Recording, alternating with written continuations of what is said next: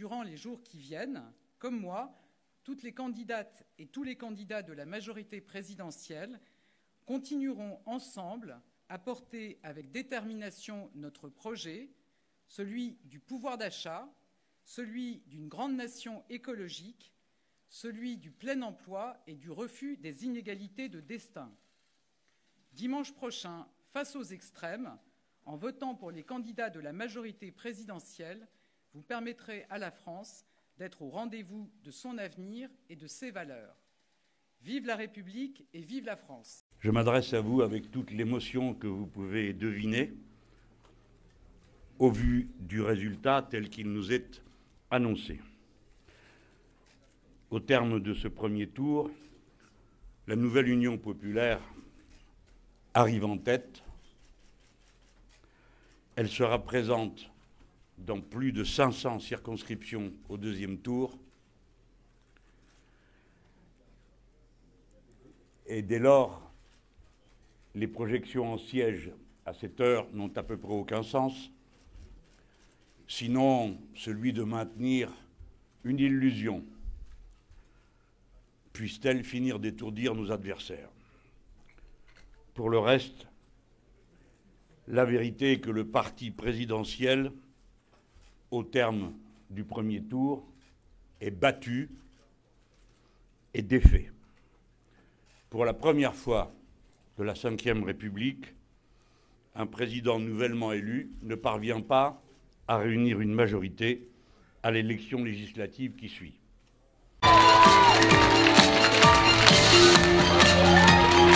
Et sa suppléante, celle qui nous a rejoint pour cette élection, militante de l'île Sud, un maximum de bruit pour la Waria Hadouche.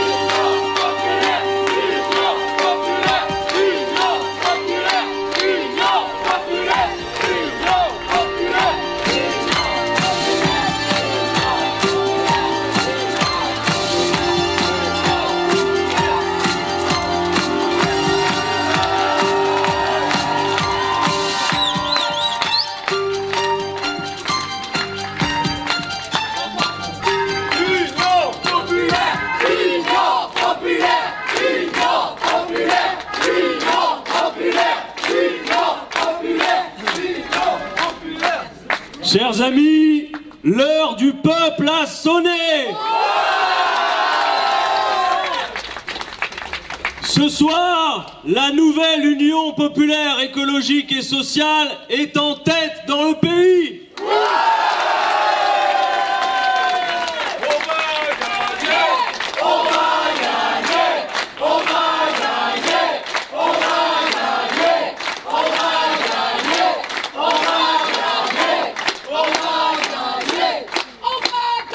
C'est la première fois depuis que les élections législatives se situent juste après l'élection présidentielle qu'un président de la République élu il y a tout juste un mois est battu au premier tour de l'élection législative.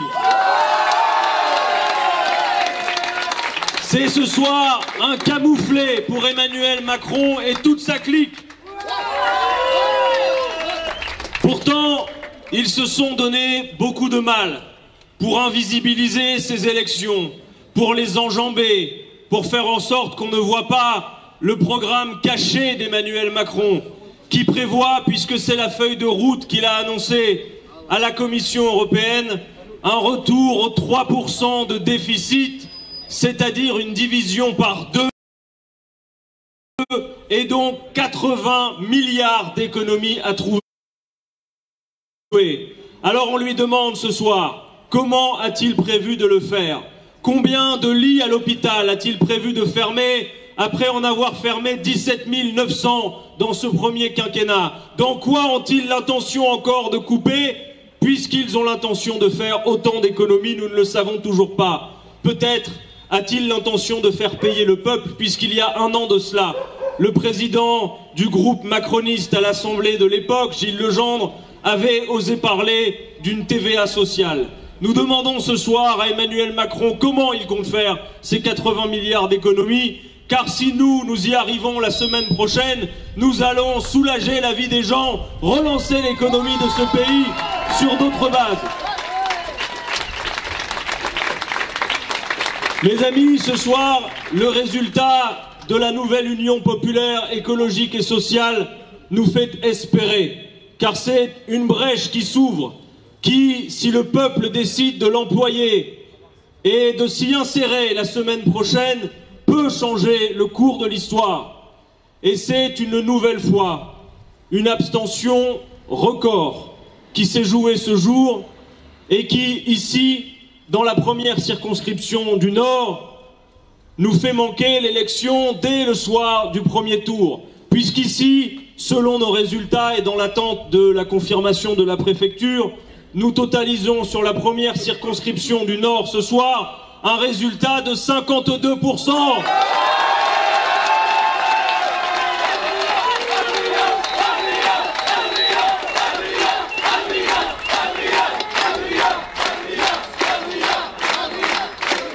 Avec, toujours selon nos remontées de résultats, 69,22% à l'île Moulin, 66,90% à l'île Sud, 63,46% à Oisem, 48% à l'île Centre, 42% à Fâche-Tuménil et 41% à Los. Au-delà de cette première circonscription du Nord, nous sommes très fiers de ce résultat, un résultat que nous avons bâti toutes et tous ensemble. J'ai le plaisir de vous annoncer que la nouvelle Union populaire est qualifiée dans quelques 500 circonscriptions à l'échelle du pays.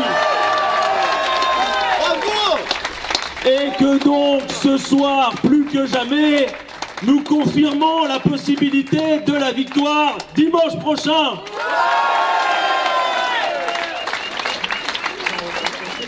Pour ce second tour de dimanche prochain, le 19 juin, c'est plus que jamais un référendum pour ou contre la politique de maltraitance sociale et d'irresponsabilité écologique d'Emmanuel Macron.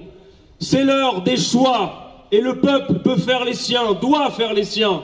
Est-ce que vous voulez la retraite à 65 ans avec Emmanuel Macron? Non! Est-ce que vous préférez la retraite à 60 ans avec la nouvelle Union populaire, écologique et sociale? Est-ce que vous voulez des petits chèques toujours insuffisants face à la hausse des prix avec M. Macron? Ou le blocage des prix des produits de première nécessité dès la fin du mois avec Jean-Luc Mélenchon, Premier ministre? Est-ce que vous voulez reconduire un pouvoir condamné à 2 reprises pour son inaction climatique avec un président de la République qui encore à cette heure est le président de l'Union européenne et qui est à la tête du seul pays qui n'a pas respecté ses objectifs en matière d'énergie renouvelable? Est-ce que vous voulez reconduire un pouvoir condamné pour inaction climatique? Ou est-ce que vous voulez avec nous engager dès que possible la planification écologique? Mes amis, ce soir, c'est un très beau résultat et nous le dédions d'abord à toutes celles et ceux qui ont tant besoin de notre victoire. Toutes celles et ceux que nous avons croisés dans cette campagne, qui souffrent, qui n'en peuvent plus, de ne plus pouvoir finir leur mois, de ne plus pouvoir honorer leurs factures, de voir le prix des denrées de première nécessité augmenter, de voir que même quand on travaille, on survit plus qu'on ne vit. Tout cela va finir dès le mois de juin, si le peuple le décide, la semaine prochaine. Alors, pour ce second tour, j'appelle toutes celles et ceux qui refusent 5 ans de plus de macronisme à utiliser le bulletin de vote de la nouvelle Union populaire, écologique et sociale la semaine prochaine, le 19 juin. Venez au renfort Venez au renfort, vous autres, les jeunes qui étaient allés si nombreux voter pour Jean-Luc Mélenchon lors de l'élection présidentielle. Toutes celles et ceux qui ont manqué à l'appel aujourd'hui doivent savoir que ce que nous avons fait ce jour, nous l'avons fait pour vous, et que c'est vous qui ferez le résultat de la semaine prochaine et qui nous permettront de gagner partout à travers le pays, de sorte d'avoir cette majorité qui nous permettra d'avoir Jean-Luc Mélenchon Premier ministre, un autre gouvernement, une autre politique. Mes amis, je termine avec Victor Hugo. Rien n'est plus puissant qu'une idée dont l'heure est venue. Merci à toutes et à tous pour le beau résultat de ce soir. Soyons pleinement mobilisés toute la semaine prochaine. Vive la nouvelle Union populaire, écologique et sociale. Vive la République et vive la France.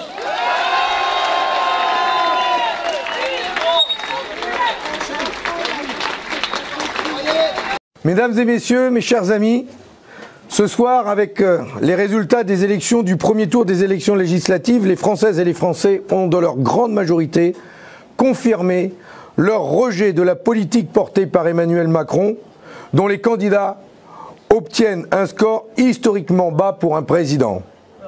Les députés de la grande coalition de gauche et des écologistes que nous avons présentés sont arrivés en tête dans un grand nombre de circonscriptions. C'est une soirée historique pour la gauche et pour le monde du travail.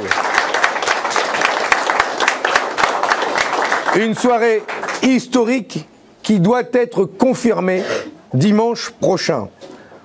Déjà, ce soir, des personnalités de la majorité sortante sont en grande difficulté, comme Jean-Michel Blanquer, ancien ministre de l'Éducation nationale, qui serait éliminé dès le premier tour. Ce rejet de la politique nationale s'est aussi exprimé dans une abstention massive, environ 53%, une abstention elle aussi historique.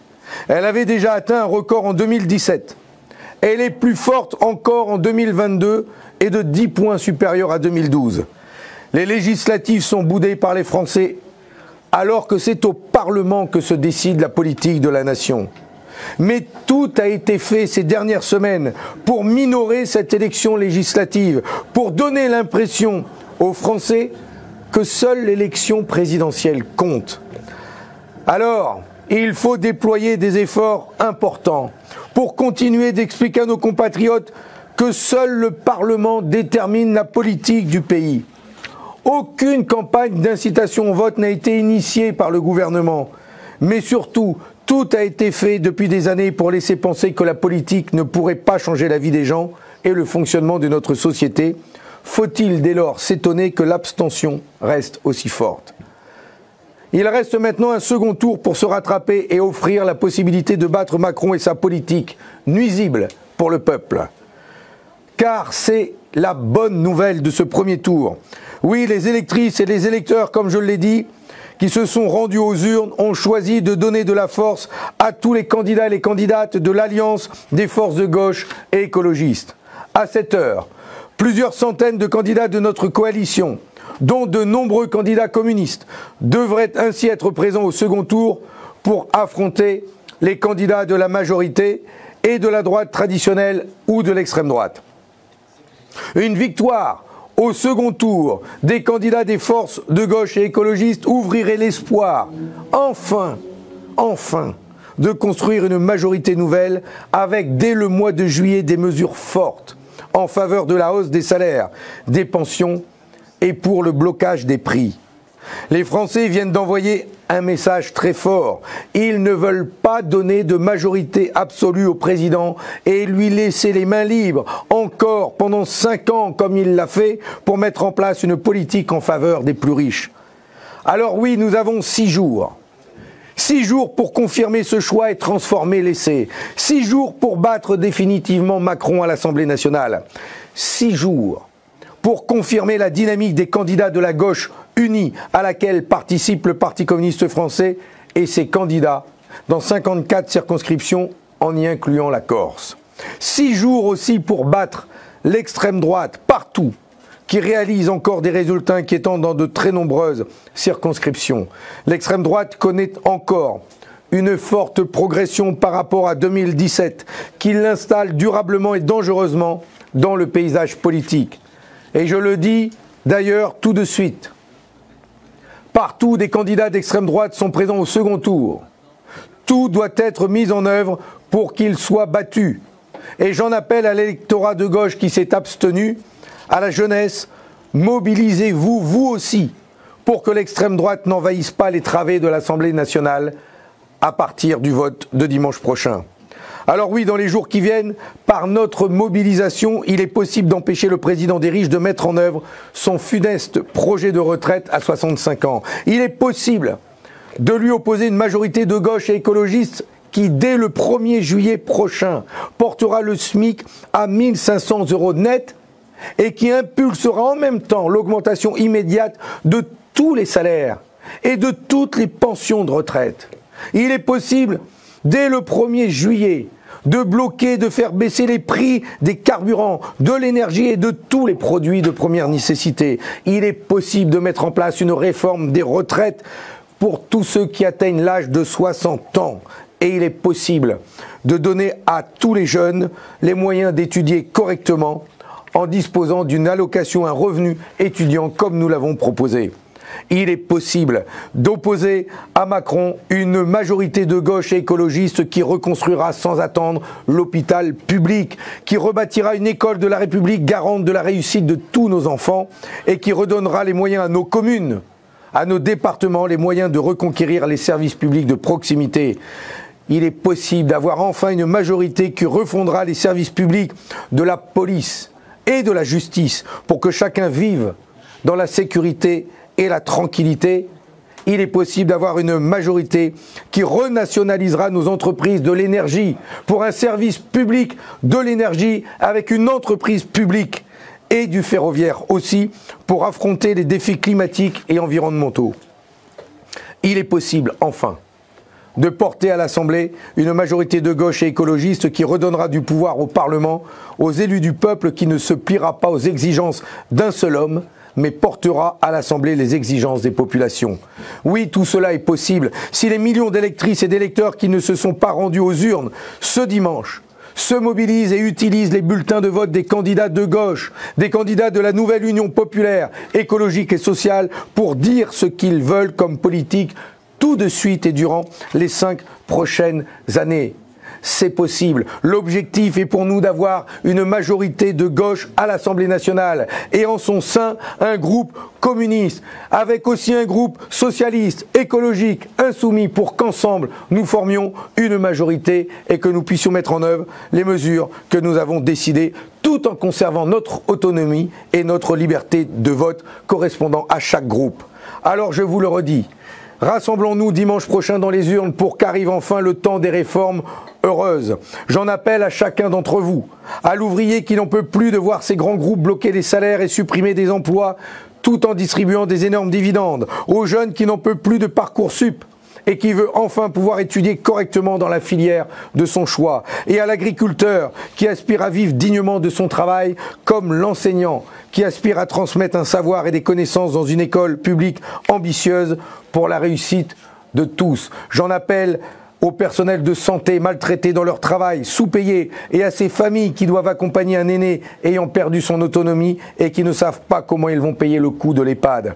Nous avons une semaine maintenant devant nous pour battre Macron et la droite, pour résister partout à l'extrême droite, qui ne sera jamais une alternative aux politiques libérales. Une semaine pour rendre possible un premier changement dans la vie des salariés, des jeunes et des retraités. Dimanche prochain, partout dans le pays, relevons ce défi avec enthousiasme.